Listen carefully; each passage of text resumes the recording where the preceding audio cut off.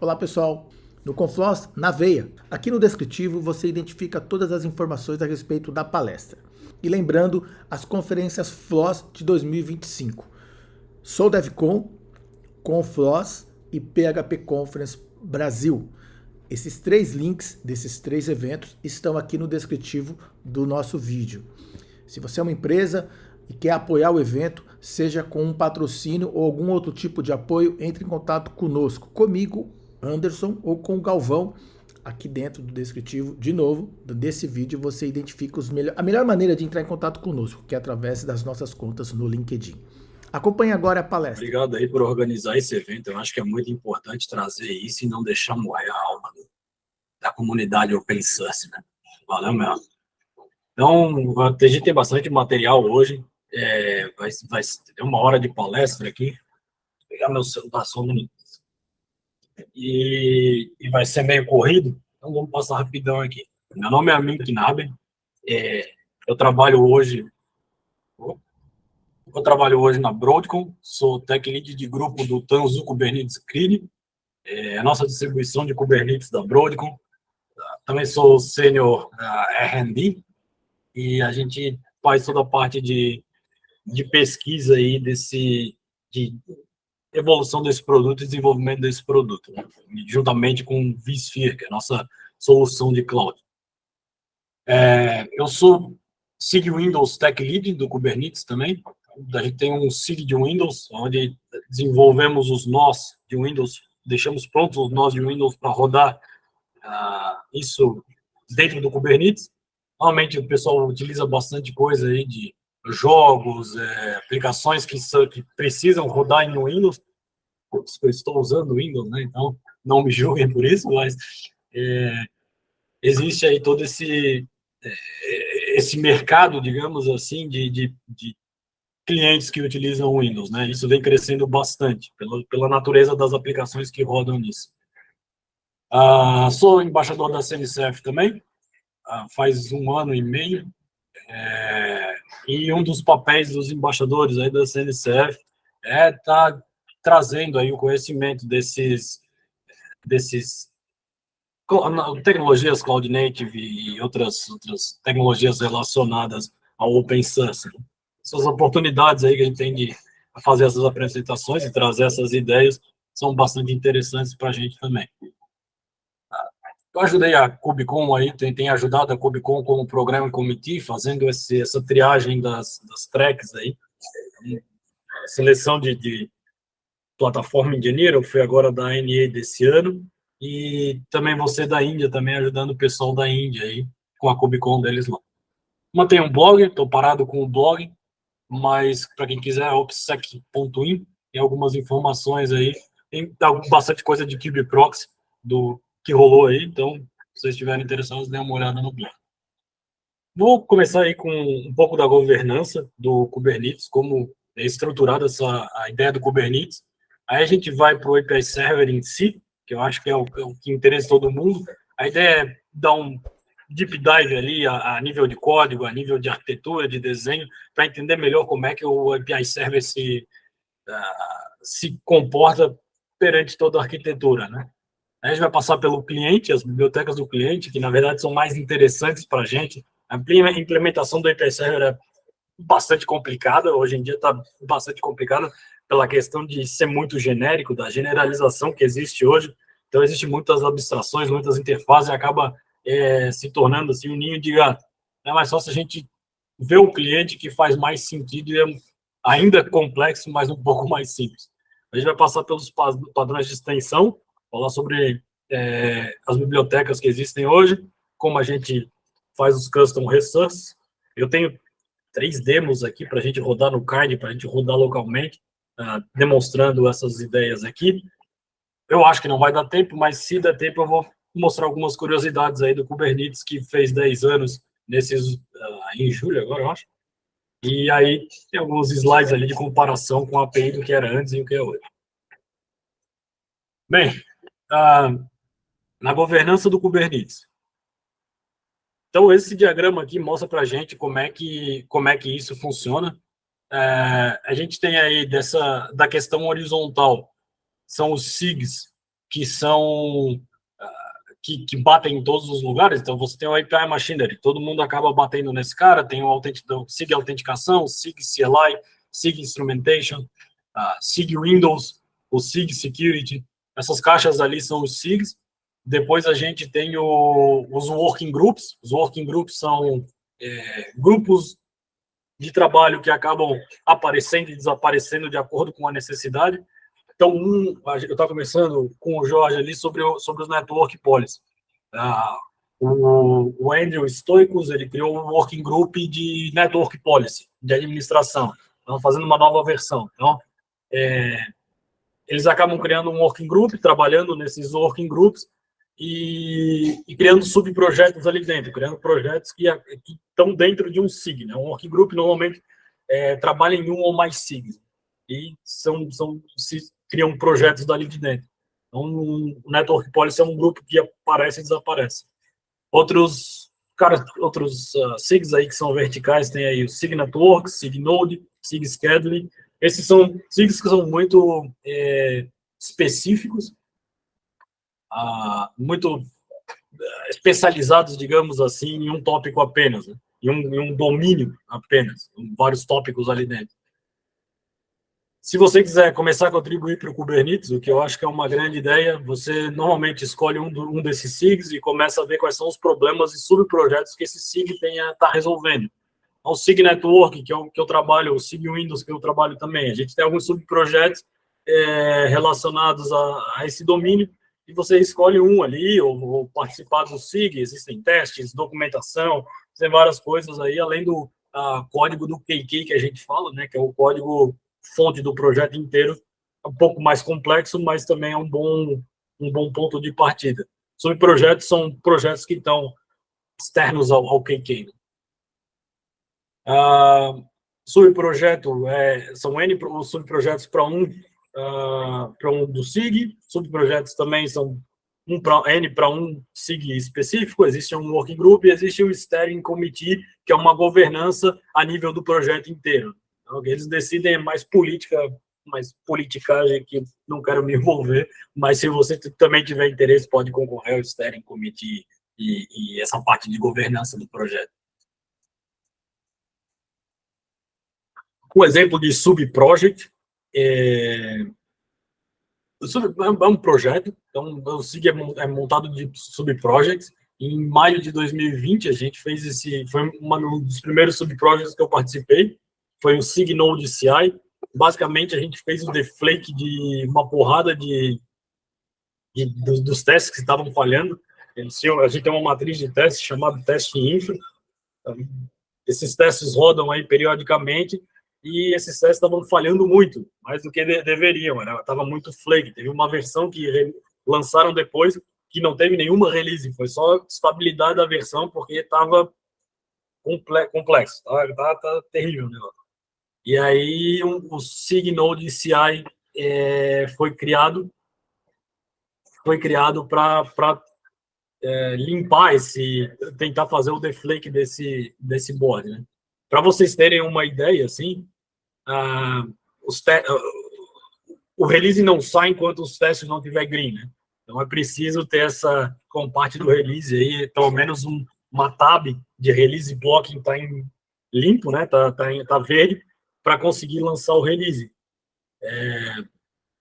Eu me tornei membro em outubro de 2020, pelas colaborações aí desse subprojeto. Então, assim, é legal. Quem quiser colaborar novamente, entra no Slack lá. Eu acho que o Slack é a parte inicial de começar a lidar com isso. Eu trabalhava com back-end, Django, Python, e comecei a mexer em 2016 com Kubernetes, assim, aleatoriamente, naquela onda de container que teve. Comecei a usar o Kubernetes e dali para frente, em 2020, ali na pandemia, eu comecei a contribuir realmente, ver o código-fonte, mexer, e dali para frente eu consegui um trabalho só com isso. O meu objetivo é parar de trabalhar com back-end e trabalhar no projeto, né? Trabalhar com open source e ser pago para isso, né? E aí eu consegui esse trabalho dentro da VMware, mas assim, foram 2 anos trabalhando paralelo sem ganhar nada e fazendo parte da comunidade, né? E conhecendo as pessoas, fazendo network, né? Ganha aí experiência, ganha network, ganha muitas coisas que não são só o monetário. Né? Vale bastante a pena para os interessados. Para quem quer só aprender aí sobre o Deep Dive e quer usar no dia, temos também os próximos slides aqui serão, então, sobre arquitetura e como a gente pode estar utilizando aí e verificando. Então, acredito que, não sei qual é a familiaridade que o pessoal tem com a arquitetura, sei que o Jorge aqui já fez CKA, já conhece toda a arquitetura, mas eu vou explicar aqui para a gente estar todo mundo nivelado. Basicamente, a gente tem aí, olhando de cima, um plano de controle. O Kubernetes é splitado em plano de controle e plano de dados. Né? Isso aí é um design que vem da Telecom. É bem comum tu ter um plano de controle que é o teu cérebro, digamos assim, e embaixo o teu dummy workers, que é tipo que o plano de controle comanda, né? Então, a parte de baixo, que é o data plane, só recebe essas informações que são gerenciadas pelo plano de controle. E normalmente você, que é o operador, vai mandar essas informações para o plano de controle configurar esse data plane de baixo. Service Mesh é assim, tem várias arquiteturas hoje que utilizam esse modelo de plano de controle e plano de dados. Então, no plano de controle, o nosso brain aqui, nosso cérebro, a gente tem um scheduler, é o primeiro componente que a gente vai ver aqui. Então, eu vou falar aqui, depois no slide é a mesma coisa que eu vou falar. O scheduler aqui é o cara que vai achar um match entre o pod e o nó. Então, você tem os teus nós de Kubernetes rodando. O scheduler vai, através de várias premissas dentro dele, e lógicas, e predicados, e alguns filtros que ele faz, ele vai achar um nó que vai ser responsável por receber esse pod, receber essa carga de trabalho. Um pod é o seu container, pensa que são N containers dentro de um contexto, e para o Kubernetes a unidade menor não é o container, é o pod.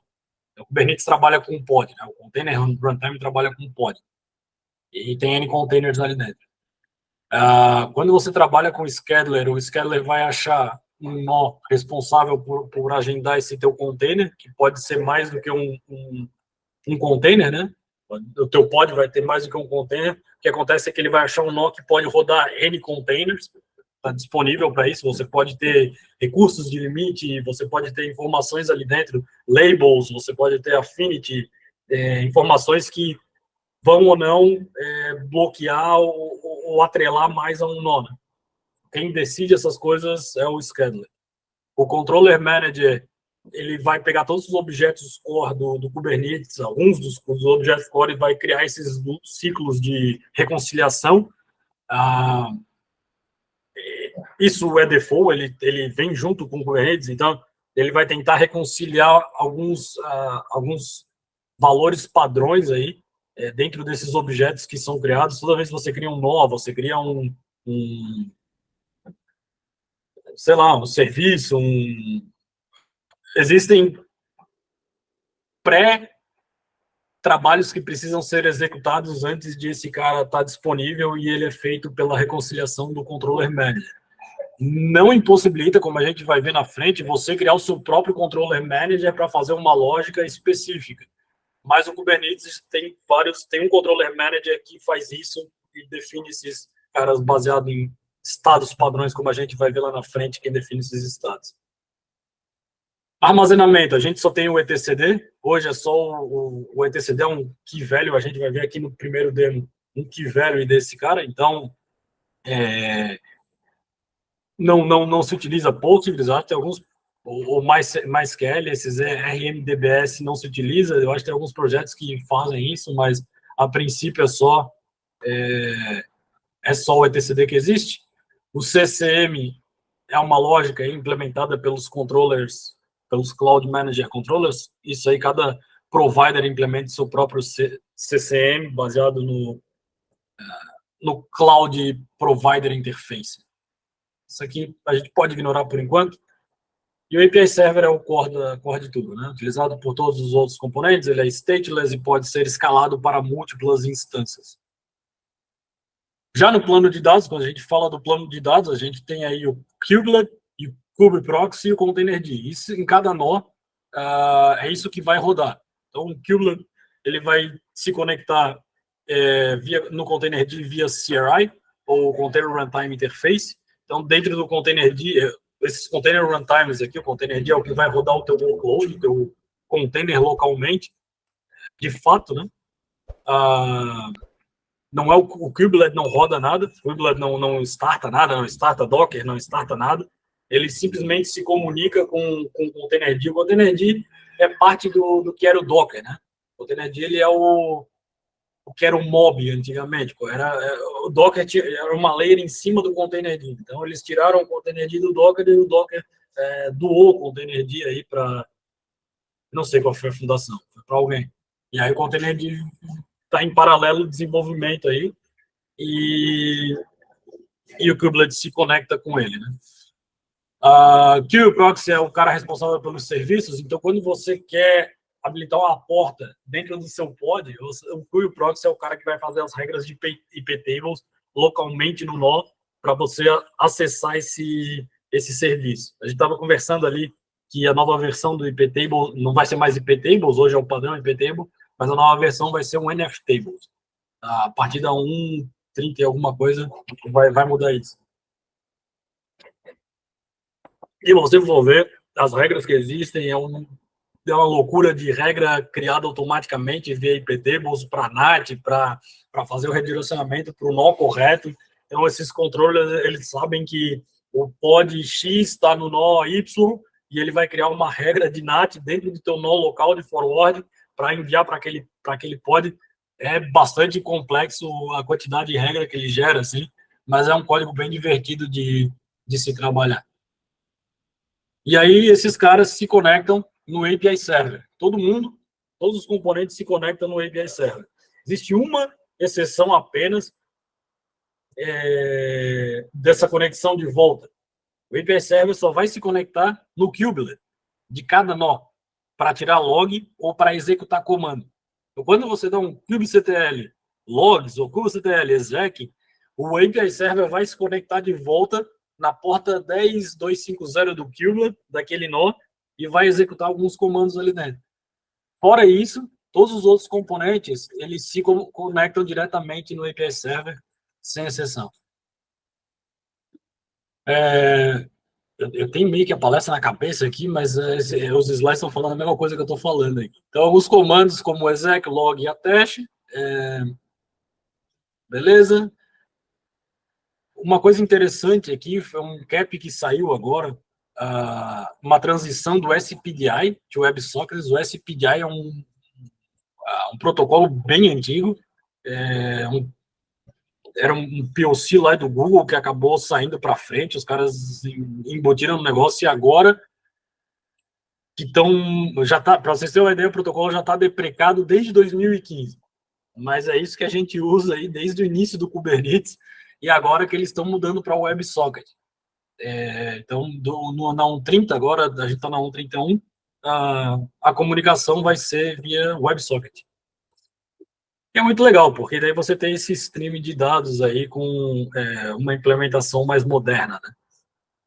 Também nunca tive nenhum problema, eu honestamente nunca tive nenhum problema com o SPDI, mas é interessante estar sempre atualizado aí nessas novas implementações. Provavelmente rolaram alguns problemas já. Então, o etcd. Falando sobre... Cara, o etcd é um projeto assim que é complicado. Ele veio do CoreOS, daquela época do CoreOS, aí, 2015, 2016, quem estava mexendo com isso aí lembra de montar isso aí com FleetCTL e etcd, montava tudo na mão, não tinha Kubernetes. Tinha Kubernetes, mas o pessoal usava o CoreOS, e o etcd nasceu desse cara. Então, é um projeto assim que tem muito pouco mantenedor, tem muito pouca visibilidade, mas esse gráfico, esse diagraminha aqui, esse desenho, representa muito bem o que é o projeto hoje, né? O etcd é um projeto que deveria ter mais suporte, deveria ter mais visibilidade pela posição que ele se encontra nessa arquitetura inteira, e não tem, né? ele utiliza, mas voltando à arquitetura do etcd, ele utiliza Raft para gerenciar o E2E, a rede peer-to-peer dele, né? Então, a rede peer-to-peer entre os múltiplos nós, ele vai se linkar com o protocolo de Raft, e esses logs são replicáveis e de alta disponibilidade. Então, o Raft disponibiliza nós ímpares, e quando você derruba um nó desse, os outros nós ainda conseguem operar sem ter downtime. Então, você consegue voltar como um membro do Raft, do seu etcd, do seu cluster etcd, depois de uma recuperação aí de queda, né, de um dos nós. É bem estável, mas quando dá problema, assim, é complexo de recuperar ele. Ele tem essa possibilidade de snapshot e restore, bem tranquilo de fazer as operações, mas normalmente quando você tem que recuperar um cluster desse, você tem que dar um snapshot, derrubar todo o cluster, deixar um membro só, fazer o restore desse cara. Então, imagina isso com dado em produção, é bem tenso, assim, quando acontece um downtime desse cara. Ele suporta Normalmente a gente não vê isso, né? O pessoal não vê isso quando está consumindo dessas clouds privadas, né? Essas clouds públicas. Então, quando você consome de Azure, AWS, isso aí está tudo por trás dos panos. Você não tem nem acesso ao control plane, você tem só acesso ao data plane, dá 2 cliques e está funcionando. Mas quando você tem que rodar ele na mão, quando você tem que dar manutenção por trás dessa interface, tem que lidar com esse tipo de situação, né? Normalmente existe aí um auto-recovery desses caras, mas é complexo. Ele tem suporte a encryption at rest, então a gente vai ver aqui alguns exemplos bastante interessantes. É possível habilitar a encriptação do disco do etcd, né, dos arquivos do etcd, o encryption at rest, é uma funcionalidade do Kubernetes, né, mas por padrão eles não são encriptados. Então, ele possui um mecanismo de watch de registros, isso aqui é o que possibilita toda a orientação a eventos do Kubernetes. Existe muita coisa aí de watch que é gerenciada, que é trigado aí por essa funcionalidade. Um exemplo aqui é etcd ctl put my key. Então, my é o aqui e o key é o velho, né? E quando você dá um get my ali, ele te dá o valor de novo. Pensa aí, o insert into em algum lugar onde o valor é igual a tal e select onde algum lugar.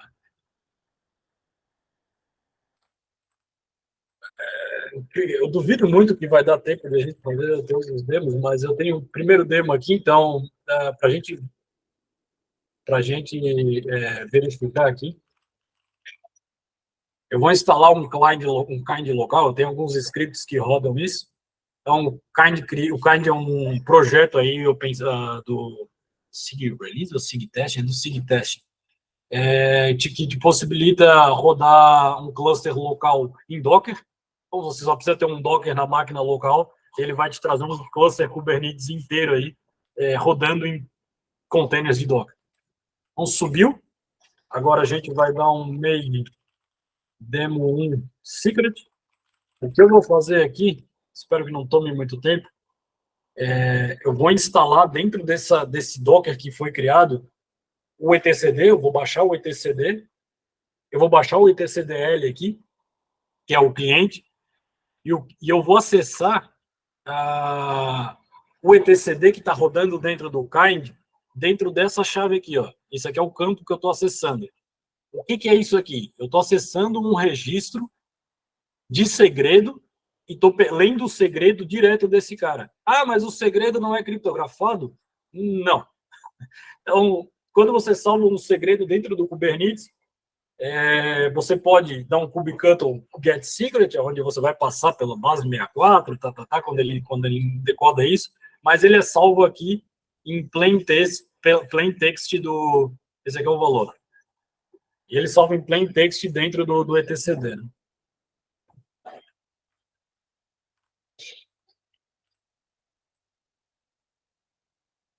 não confie na segurança desses caras aqui. Se o atacante vai ter acesso ao seu host, ele com certeza vai ter acesso a certificados, segredos e todo o etc. Então vamos para a parte do cliente aqui. Eu vou dar uma acelerada, porque tem algumas coisas aqui que são um pouco mais complexas, né? O kubectl nada mais é do que um cliente HTTP. Então, a gente tem lá o nosso servidor rodando, o nosso API Server, o kubectl vai acessar esse cara via HTTP. Quando a gente faz aí um kubectl create deployment, a gente está acessando a API, o API Server, acessando aqui uma URL e passando alguns parâmetros para essa URL, através do método get. Então, isso aqui ele estava listando antes, né? No create ele vai dar um post, mas provavelmente é get deployments. Então, quando você dá um kubectl get deployments, ele vai te fazer um request aqui de acessar esses caras e vai te retornar. O kubectl só vai formatar isso em colunas certinho e printar isso bonitinho, né? Mas no final você recebe um JSON. Se você bater na mão aqui, você vai receber um JSON, né? Um cliente Go, ele é utilizado para conversar com o cluster Kubernetes. Ele tem aí 3 APIs ou implementações dentro desse projeto. Primeiro é a folder chamada Kubernetes, que define o client set, que é utilizado aí, essa abstração do client set é utilizado para conexão com o cluster. Tem a folder Dynamic, que é a descoberta da dinâmica de operações genéricas. Então, você consegue trabalhar com objetos utilizando a biblioteca Dynamic, sem saber que objeto você está trabalhando. Às vezes, isso para custom resource ou recursos customizáveis não tem outro jeito. Você quer fazer Aí começa a questão da complexidade dentro dessas implementações, porque quando você tem uma definição bem certa das APIs, está ok. O problema é trabalhar com generic Go antes do genérico. E existem complexidades aí na descoberta, como a gente vai ver, das traduções. E o transporte, eu estou falando de módulos, né? Módulos do cliente Go. O transporte é usado aí para autenticação dos certificados e conexões, gerenciamento das conexões HTTP. E tem alguns verbos HTTP, normalmente utilizados aí. Então, o get, como a gente viu lá, ele dá o get, o verbo get, o create, quando dá o kubectl create, a gente vai ver como isso é traduzido, mas é post, update, put, patch, delete, e o list dá um get também. Normal. Tem aqui HTTP one-on-one. O cliente pode ser acessado via client Go. A gente pode utilizar essa biblioteca para acessar o API Server, ao invés de utilizar o kubectl. E aí é onde começa a ficar mais interessante a jogada toda, porque daqui para frente a gente começa a desenvolver a nossa própria aplicação de cliente do cluster. A biblioteca oficial de cliente é o Client Go, que é SIO, Client Go. A especificação do Kubernetes está no /API. Quando você quer saber quais são os fields, os campos que existem dentro de um pod, você vai nessa API, você vai ver a data struct lá com todos os fields que existem dentro do pod e são aceitáveis. Então, se você pensar, estou tentando fazer as analogias aí com coisas que são mais comuns no dia a dia, né? Então, você pensar numa database aí de Postgres, alguma coisa assim, seriam as tabelas, né? Seria o nosso modelo. Então, a gente teria essa abstração em modelos aí. É porque, como é que velho e não tem esquema, não dá para dizer que é uma tabela, mas são os nossos modelos. Dentro de um ORM seria um módulo. Os blocos de construção genérico para implementar uma API, o API Machine ele tem esse suporte aí da implementação. Quando você começa a trabalhar com desenvolvimento de software aí dentro do Client Go, ou seja, controller, desenvolver para o Kubernetes, você começa a trabalhar com essas APIs aí, no mínimo essas 3 APIs você vai estar tocando com certeza. Aqui é um exemplo, então, primeiro a gente passeia a configuração, se o pessoal não viu, o kubeconfig é um YAML gigante aí que salva algumas informações para trazer a autenticação dentro do cluster. Então, esse kubeconfig normalmente é passado via flag. É bem comum ver esses controllers, esses clientes utilizando aí dash, kubeconfig, e aí você passa o kubeconfig. Então, o kubectl tem isso. E, basicamente, ele vai ler essa string desse arquivo, né, esse path desse arquivo, e vai criar esse config object aqui com a biblioteca do client cmd, build config from flags. Então, ele vai renderizar essas flags aí para dentro desse config object. Esse config object é passado lá na API, naquela biblioteca, no módulo do Kubernetes, new for config, ele vai criar um client set. Então, esse client set ele vai ser responsável por acessar, de fato, os objetos que existem dentro do cluster. Passou a configuração, a gente deu um client set, e o client set você vai poder utilizar aí. Pô, eu quero o client set me dá os deployments, a lista de deployments no namespace default. E aí você pragmaticamente vai começar a fazer essas requisições onde estavam sendo feitas com o kubectl. Legal fazer o CQA tudo em Go. Dá para fazer também. Os tipos de objeto aqui. Então, o API, como eu estava falando, são a lista dos objetos que a gente tem. Se você olhar aqui,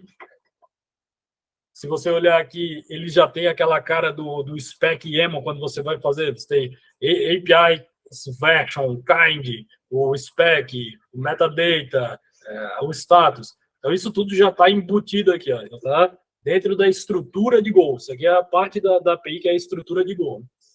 Isso aqui a gente vai ver mais na frente, ele vai ser traduzido para essa outra versão em YAML. Né? Existem várias camadas ali em cima. Mas o model, a base dele, está dentro do API e é essa estrutura. Essa estrutura aqui é o local canônico de definição. Os objetos nativos existem aqui dentro. Eles são agrupados por módulos. Os pods, deployment, services, endpoints, blá, blá, blá, blá. A gente vai ver como são esses módulos aqui, rapidão. Mas, basicamente, esse cara vai ser a base. Se você ver aqui, existe um docstring. Não sei se é docstring em Go, mas é um comentário aqui. Que ele vai traduzir isso para a especificação da documentação depois. Então, esse core aqui, esse modelo, é utilizado mais para frente para quase tudo que se relaciona a isso. A gente começa a ver algumas complexidades a mais aqui no API Machinery. Não vou entrar em muitos detalhes, porque eu acho que acaba ficando demais, mas a gente tem esquema em mappers. Existe a ideia de GVR e GVK, são abstrações em níveis diferentes do mesmo objeto, e essas bibliotecas elas trabalham em camadas diferentes desse processo de conversão. Né?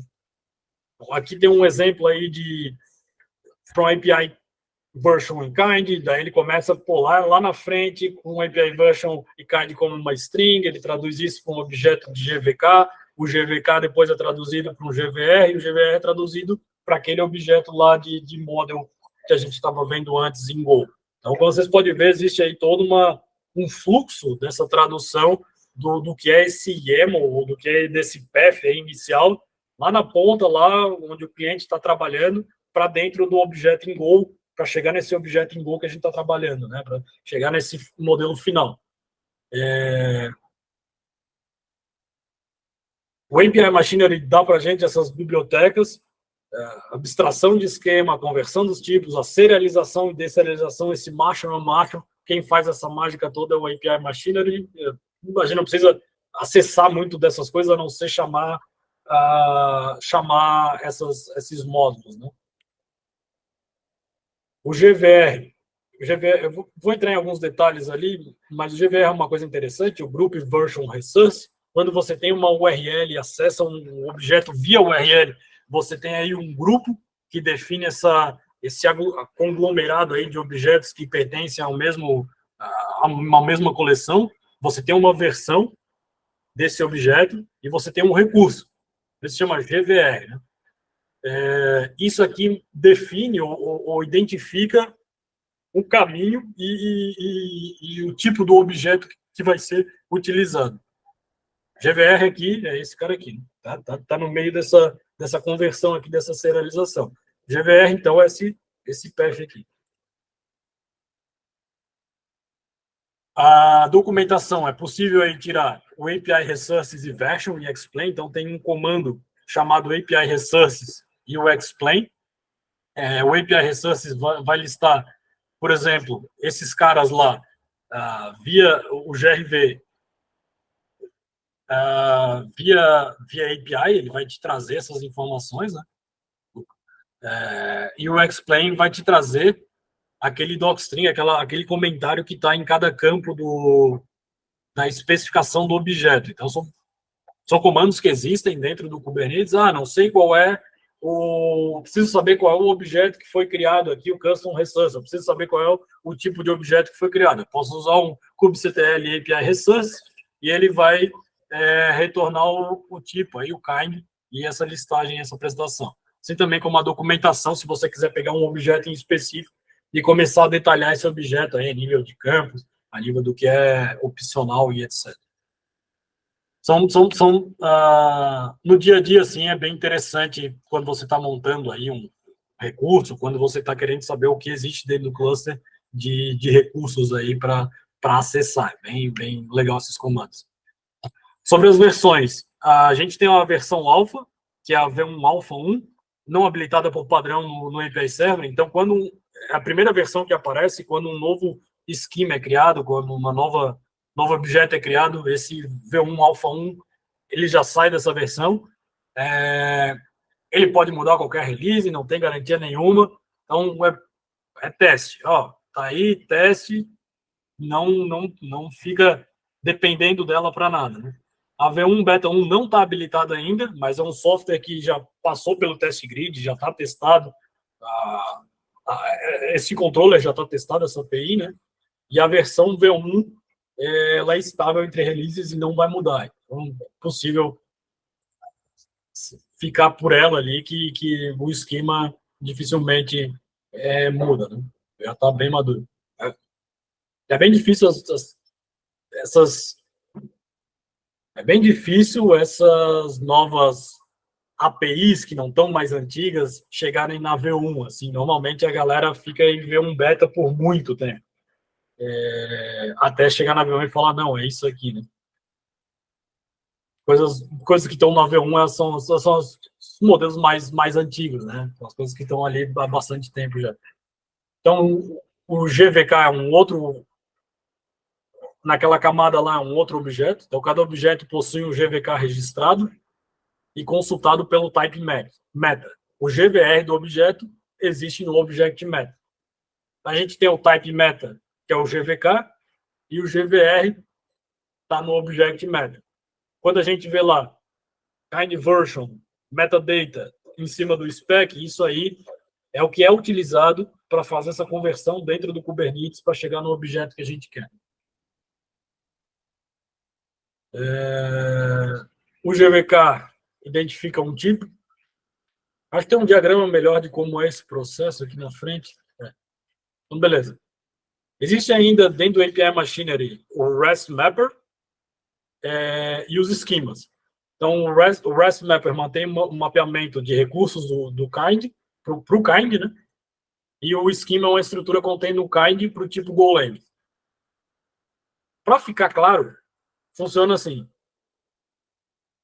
A gente tem o nosso objeto Golang, o esquema, que é a biblioteca aqui, vai fazer a serialização para GVK, o REST Mapper vai fazer a serialização para GVR e o cliente vai acessar isso no HTTP Path. Aqui é um outro exemplo do blog. Depois eu vou botar o blog no final ali. Esse cara escreve com bastante detalhe aí, várias partes do Kubernetes. Mas se você for ver aqui, eu acho que está mais claro ainda. A gente tem um GVR aqui que é parseado pelo Runtime Schema. Isso aqui é no começo, né? Ele tem um GVR aqui acessado, o path. Ele é parseado pelo esquema. Depois é mapeado para um GVK. GVK é gerado e o esquema volta para um Runtime Object. Eu acho que é algo bastante complexo. Espero que tenha ficado claro. Existem bastante detalhes, assim, mas o importante, quando for trabalhar com esses caras, é saber que existe um API Machinery que vai fazer essa conversão aí, esse Marshall e Unmarshall desses objetos automaticamente para a gente. Para desenvolver, precisa saber disso aqui? Não precisa. É interessante? É interessante. Dá uma outra visão de como as coisas funcionam por baixo do pano. Mas você pode simplesmente chamar o método lá e toca para frente. Um outro cara legal aqui são os watchers. Um módulo de watcher, como a gente viu, é um outro verbo, double quotes, né? Que ele reage automaticamente à mudança desses objetos e traz um cache para a gente. É uma das grandes funcionalidades do Kubernetes, baseado no ETC, no Watcher do etcd que a gente viu, porque ele consegue ser reativo. Ele vai ter aí os listers informes, que são alguns caches que existem dentro deles, para não ficar pegando um estado o tempo todo. Mas você pode compartilhar, por exemplo, no início de um controller, essa ação de watch. Ao invés de ter N watts para cada um dos seus controllers, você pode criar um controller que vai compartilhar esse watcher aqui e ele vai receber essa notificação em vários pedaços do teu próprio código. E aí você tem os handlers, que são para add, update e delete. Então, quando você tem um watcher, quando você recebe esse evento de watcher, você sabe o que ele está fazendo. É um objeto novo, é uma atualização, é um delete, e você pode, dentro do seu controller, adicionar métodos diferentes para cada uma dessas operações. É muito poderoso isso aqui. Eu trabalhei com Django por muito tempo, não tem nada parecido. Eu acho que a parte do real-time, em específico, trabalhei faz tempo, né? Mas agora deve estar melhor isso. Mas a parte de real-time era algo que estava muito para trás, e esse tipo e não deixava ter uma arquitetura de event-oriented, né? Era muito direto o negócio. Você bate no endpoint, seleciona o endpoint e vai. Então, quando você começa a fazer um watch desses objetos, você trabalha com evento sem a carga de colocar uma fila no meio, sem a carga de colocar um RabbitMQ. Isso aqui é muito rápido. A gente está falando de milissegundos. Não tem essa latência toda que vai ter de uma fila, não vai ter esses consumers de uma fila. Essas aplicações acontecem de uma forma muito veloz e também paralelizada, né? Muito fácil paralelizar com Go-Routine. A arquitetura é muito interessante, essa arquitetura que foi desenhada. Mas voltando aqui, você viajar muito, o work queue quando esse cara aqui ruca dentro do Watcher, então você tem um work queue de prioridade. É basicamente uma fila de trabalho que é uma priority queue, e você vai recebendo esses caras aí. Então, ele tem rate limiting, tem um delay, você consegue, dentro da biblioteca aí, do client Go, utilizar uma work queue rucada nesse cara aqui de receber eventos. Então, cada controller vai ter uma fila de prioridade desses eventos que vão chegando, e esses consumidores vão pegando da fila. Eu tenho um demo aqui de Client Go com Config Map. Eu não sei o que é esse demo, vou tentar rodar, não lembro mais de vez ainda. Mas eu tenho alguns config maps aqui dentro, listando os config maps. Tá. É um código da implementação aqui, então tem aqui o output disso, config list maps, eu vou printar o código aqui. Aqui eu fiz a implementação bem rapidinho aqui daquele client set que a gente estava falando. Ele recebe aqui o kubeconfig, que está no meu path. Ele cria o client set para a gente. Gerou o client set aqui. O client set, nossa, está feio a editação disso aqui. Mas daí ele pega o client set aqui e gera o config map para a gente. E aí ele traz essa tradução inteira lá, do GVR para baixo até o GVK, e os objetos ele retorna para a gente no itens aqui, e essa serialização dos itens, depois de ele passar aqui pelos grupos, pela operação, pelo recurso, a gente consegue iterar por esses itens aqui, ele retorna para a gente o objeto. Isso aqui é o objeto Go do slash API lá, dos config maps que existem dentro do cluster. Então, tranquilo, bem fácil implementar uma versão aí inicial para fazer algumas operações. Isso é o que a gente chama de Cloud Native, aplicações Cloud Native, em relação ao Bespoke, aplicações que só rodam no topo do cluster. Aqui você está interagindo com a infraestrutura de cloud, e por isso que elas são nativas em cloud. O API Server. Beleza, a gente olhou o client agora. Essa é a parte do client. quando a gente começa a olhar para o API Server agora, tem lá o nossa porta blindada, ouvindo, esperando as requisições. Então, quando você faz uma requisição nesse cara, quando o cliente acessa esse cara, existem aí alguns passos que ele se utiliza até retornar para ti uma resposta. A primeira coisa que ele faz é pegar existe um chain, uma cadeia de handlers aí, pensa middleware, existe uma cadeia de middlewares, onde ele vai passar e vai perguntar, está autenticado? Tem autorização? Tem auditoria? Está no rate limit? Então, são definições que já existem por padrão dentro do Kubernetes e você não consegue desabilitar isso. Alguns conseguem, ou modificar, mas existe essa cadeia de handlers aí que vão acontecer. Você vai passar depois que isso for processado, passou ali, não deu nenhum deny, não deu nenhum bloqueio nessa chain, ele vai passar pelo multiplexador, o MUX, isso aí é a rota. Então, quem trabalha aí com API Server, pensa que é um API Server, vai ver que é igual um API Server. Você tem um MUX aí que vai achar a rota para a requisição que você está batendo. Vai ter Admission e Mutation Validation, esses webhooks aí. Existe uma porrada de webhook habilitado por padrão, que ele vai fazer algumas modificações específicas em objetos específicos, ou você pode incluir objetos padrões aí nesses admissions controllers. Você pode mutar um objeto ou validar um objeto. Então, em tempo real, pode bloquear essa requisição. Isso é utilizado, por exemplo, no no Open Gateway. Ele vai criar um monte de webhook. Você vai definir essas suas validações com uma DSL específica aí, uma linguagem específica, e baseado nessa lógica, ele vai bloquear ou não a requisição.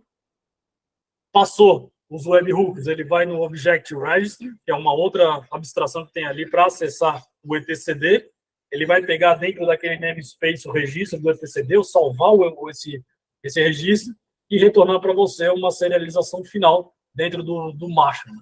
Ele vai ter um módulo de serialização e de serialização ali final e vai te jogar um JSON. Até aqui tranquilo, parece ok, parece muito parecido aí com qualquer web server ou aplicações aí que existem, né?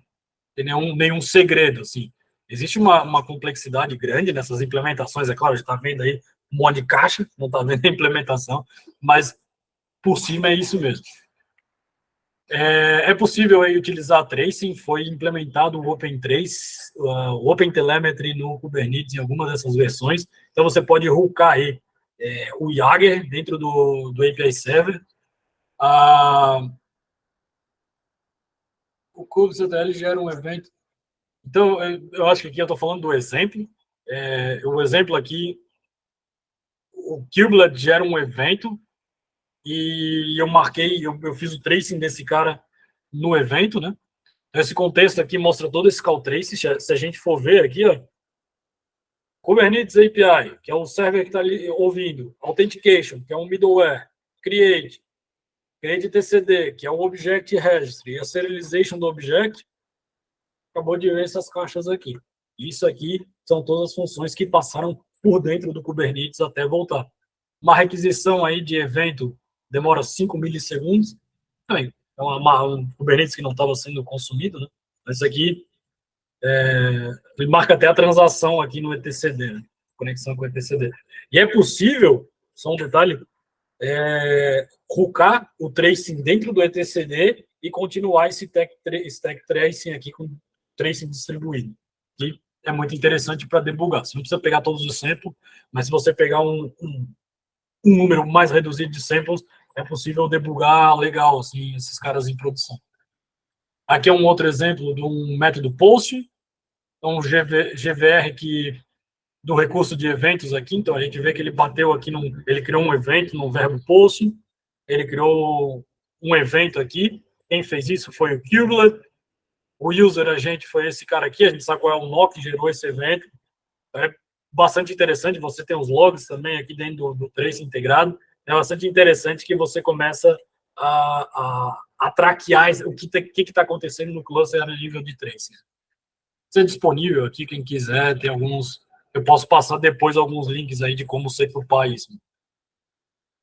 A documentação, o API, o OpenAPI é utilizado nessa versão 3. Essa documentação é disponível hoje. Você pode baixar essa documentação oficial ou pode pegar esse arquivo aí de Swagger JSON. Obviamente, isso é gerado automaticamente baseado nessa documentação inicial dos APIs.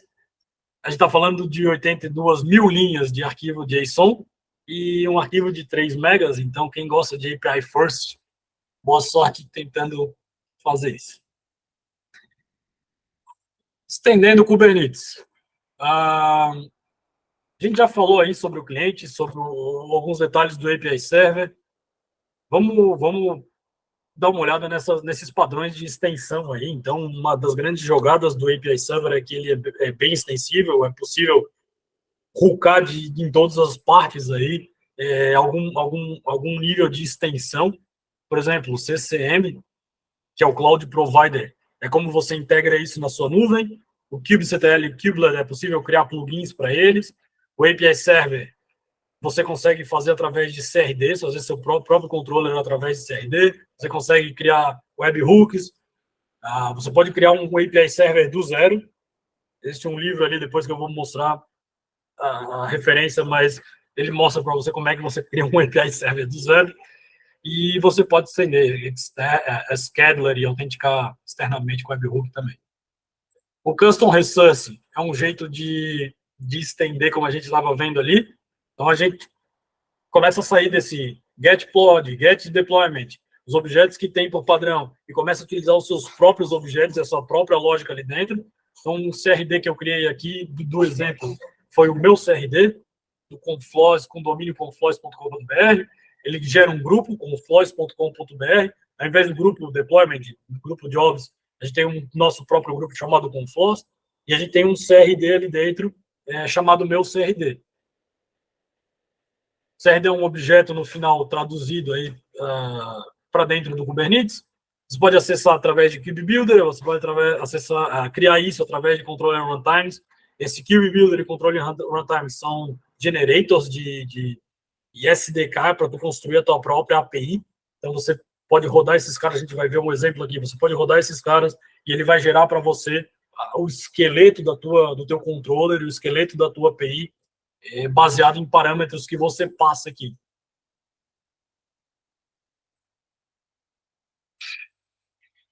Pessoal, desculpa sobre isso, mas... vamos lá. Um controller, então. A gente tem aqui o list watch do Kubernetes API. Vai fazer sentido, vai fazer sentido. Você tem o list watch do Kubernetes API no Reflector. Esse Reflector, dentro do Client Go, adiciona um objeto dentro de uma Delta FIFO Queue. Não é o Work Queue, isso aqui é uma outra fila que existe quando você adiciona um objeto. O Informer, ele dá o pop desse objeto, dá um add dentro do index aqui. Esse index é um cara que vai ser acessado depois para não precisar ficar buscando na API. É um index de cache. Esse cache aqui, esse trade safe store, é um objeto de store dentro da sua memória do seu controller. Esse informer aqui vai despachar um evento, vai cair na work queue, ele vai mandar esse cara para a work queue, o objeto que foi adicionado ou foi ouvido, né? Essa work queue é buscada através de um item de processamento e depois esse objeto é reconciliado e lidado ali através do seu controller. Esse objeto é buscado aí do indexer que foi criado lá na frente. Basicamente é esse, não parece tão assustador agora, mas é esse o diagrama aí de como esse custom controller consome toda essa maquinaria aí de acesso aos objetos da API. Então vamos construir um controller em 5 minutos. Então a gente vai ter um start controller aqui. Ele vai perguntar, você quer criar um recurso? Quero criar um recurso, uma API. Você quer criar um controller? Quero criar um controller. Vai gerar o que é preciso. Aí a gente tem aqui dentro do Cube Builder Code todos os arquivos de boilerplate que foram gerados para a gente aí. A gente pode vir aqui no internal controller, presentation controller go. Cada vez que acontece um consumo dessa work queue, ele vai chamar aí um reconcile, esse método de reconcile. Ou de 10 em 10 segundos, ou periodicamente, esse reconcile vai existir.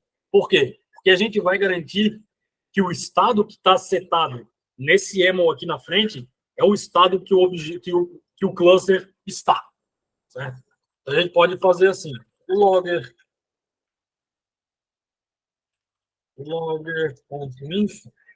requisição. Então, vou fazer o quê? Eu vou esperar, eu vou instalar esse controller aqui e vou esperar que esse logger me printe aí o objeto que eu estou recebendo. Essa requisição aqui é a requisição do request, meu objeto está aqui dentro, o objeto que eu criei, meu custom resource está aqui dentro, e esse reconcile vai pegar do custom resource. Make demo 3 run. Agora eu vou compilar esse cara e rodar localmente. Só que assim, eu estou instalando existing value argument, reconcile.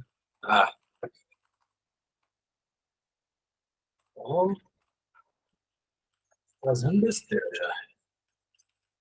Esse cara aqui é o string, vamos tentar passar ele com outro sucesso. A gente importa aqui o FPT, ele crashou ali dizendo que ele não pode renderizar esse objeto de reconcile. A gente tem um objeto que foi salvo, esse sample foi salvo, e esse cara aqui, ele vai rodar o controller automaticamente. Ele passa aqui, ó. Pô, eu criei uma apresentação, o sample presenter. Ele já me deu o info, já me deu o log, que está reconcile baseado nesse objeto que foi criado. Então, ele tem um watcher, esse controller subiu. Eu tenho uma gorrotina em paralelo aqui que criou isso aqui depois que esse controller subiu. E esse presenter sample aqui é um CRD que foi criado. E aquele log apareceu dentro do controller que está rodando em background aqui. Está printando tudo ao mesmo tempo. Não sei se ficou claro, mas quem tiver interesse aí em trocar uma ideia, depois a gente pode conversar fora do área, que realmente não tem tempo para entrar nos detalhes. Mas existem bastante coisas interessantes aí. Eu estourei o tempo, eu só quero passar rapidão aqui. Kubernetes, 10 anos, o Kubernetes fez 10 anos em julho. O primeiro commit foi pelo Joe Beda em 2014. Esse é um diagrama muito simples, era rocado direto Docker, os cgrupos era a versão 1. A gente tinha só esses grupos, hoje a gente tem esses grupos aí até a 1.11, existem todos esses conjuntos de grupos aqui. Naquela época, na V1, só tinha o primeiro grupo core. A gente tem hoje API Extension, Apps, Audit, Batch. Hoje a gente só tem, naquela época só tinha o Core V1, com os componentes principais aqui, era isso que tinha. Uma diferença bastante interessante. A gente fez um laboratório aqui para rodar essa versão 1.0. Quem tem interesse está disponível aqui. Eu posso botar o link disso aqui depois. Mas é possível baixar, rodar aqui, é gratuito. O Cloud Shell pode rodar gratuitamente. Você pode dar 3 cliques lá e rodar esse exemplo, rodar uma VM ali com a versão 1.0. Algumas coisas interessantes, não tinha KubeADM naquela época. Se rodava aí com Local Up Cluster, ou rodava os caras diretamente local aí. Todos esses componentes não rodavam em containers, rodavam como serviços do projeto.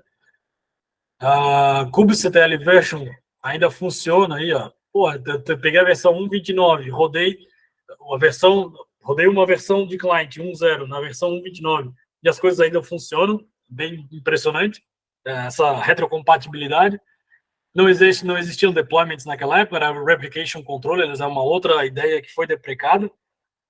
O delete era chamado de stop, os logs ainda funcionam, e o exec não funciona por algum motivo de SPDI aí, algum problema do SPDI de compatibilidade. Talvez seja por isso que eles mudaram para o WebSocket. E daqui a 10 anos o WebSocket ainda funciona. Conclusão. É preciso dizer não. Existe aqui uma apresentação bastante interessante do Tim Hawking em uma das KubeCons. O projeto desses 10 anos se tornou extremamente complexo, muito difícil de manter. Já tiveram vários rounds aí de melhorias apenas do projeto. Então é preciso repensar como serão os próximos 10 anos no desenvolvimento desse projeto, né? E como manter a mantenabilidade e a qualidade do projeto a partir dessa evolução. E uma das coisas que ele trouxe foi dizer não. Simplesmente o Kubernetes está bom como está, né? Para de adicionar feature e mantém ele estável. O que, obviamente, não vai acontecer. Mas essa é a sugestão de saúde do projeto. Alguns recursos. Programa em Kubernetes é um livro muito bom do STTS.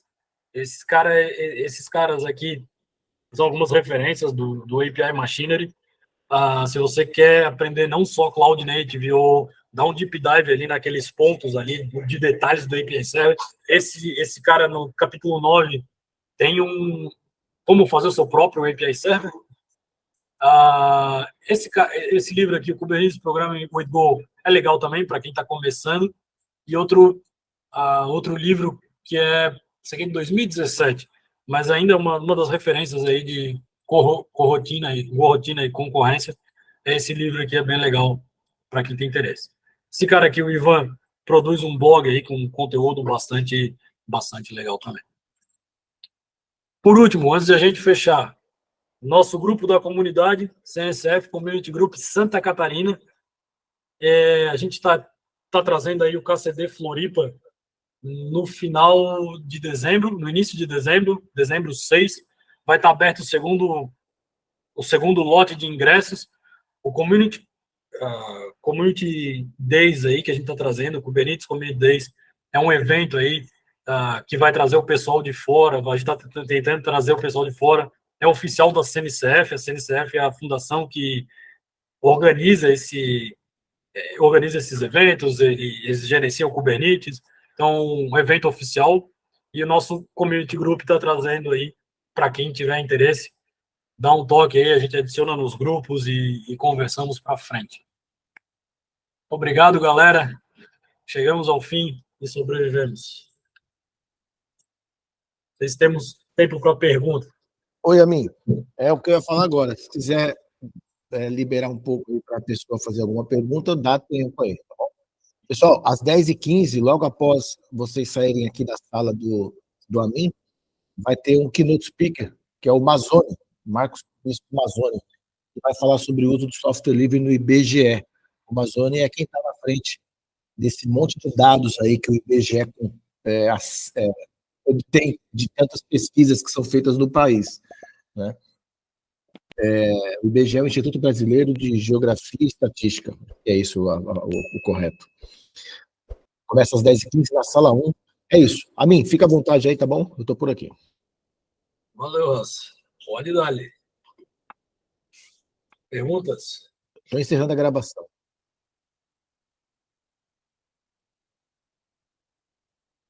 Agora, sem gravação, fica melhor para perguntar, hein?